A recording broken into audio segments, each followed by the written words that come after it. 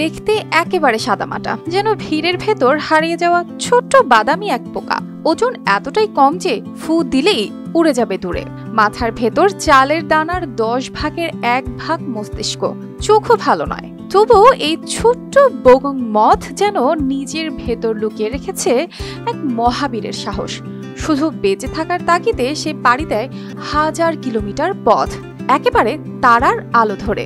ডিম ফোটার পর বড় হতে না হতেই বগং মথের সামনে শুরু হয় জীবনের সবচেয়ে কঠিন লড়াই। গ্রীষ্মের প্রচণ্ড উত্তাপ এড়াতে হাজার হাজার বগং মথ একসঙ্গে উড়ে যায় দক্ষিণ পূর্ব অস্ট্রেলিয়ার আলপস পাহাড়ের গুহায়। ঠান্ডা, অন্ধকার আর স্যাঁতসেঁতে সেই গুহাগুলোতে ওরা গায়ের সাথে গা মিলিয়ে জড়ো হয়ে কাটিয়ে দেয় পুরো গ্রীষ্মকাল। এক একটা গুহায় মিলে যেতে পারে কয়েক মিলিয়ন মথ। আশ্চর্য হলেও সত্য, আদিবাসী অস্ট্রেলিয়ান জনগোষ্ঠীর কাছে একসময় এই মথ ছিল খাদ্য, যারা ভেজে খেত এই পোকা। আর এই অসাধারণ ভ্রমণের রহস্য লুকিয়ে আছে আকাশে। বগং মথরা দিক চিনে নেয় রাতের আকাশের তারা দেখে। এত ক্ষুদ্র মস্তিষ্ক, তবুও তারা দেখে মিল্কি ওয়ে গ্যালাক্সির তারার অবস্থান, যার আলো ধরে তারা ঠিক করে কোন পথে যেতে হবে। একে বিজ্ঞানীরা বলেন কসমিক নেভিগেশন।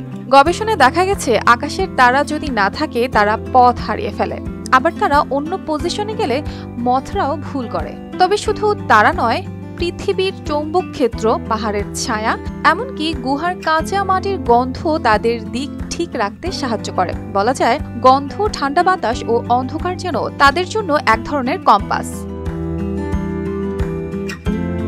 বিজ্ঞানীরা বলছেন বগং মথ হচ্ছে পৃথিবীর প্রথম অমেরুদণ্ডী প্রাণী যারা তারার আলো ও মিল্কি ওয়ের অবস্থান ধরে চলার দিশা খুঁজে পায়। আর সবচেয়ে বিস্ময়কর ব্যাপার হলো তারা প্রজন্মের পর প্রজন্ম ধরে অভিবাসনের সেই একই পথ ধরে ফিরে আসে ঠিক সেই গুহাতেই। অথচ ফিরে আসা নতুন মথরা আগের প্রজন্মের কাউকেই দেখেনি। মনে করা হয় হয়তো ডিএনএর ভেতরেই সেই মেমোরি রয়ে যায়। গবেষণায় আরো দেখা গেছে তারা রীতিমতো কৌশল করে খাবার খায়। গুহার অন্ধকারে দিনের ঘুম আর রাতে বাইরে গিয়ে ফুলের রস খেয়ে শক্তি সঞ্চয়, এটাই তাদের বেঁচে থাকার কৌশল।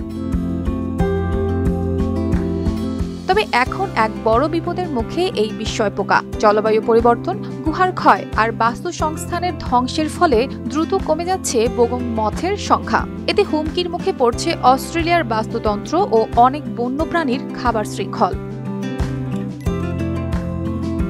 অর্পিতা জাহান, RTV।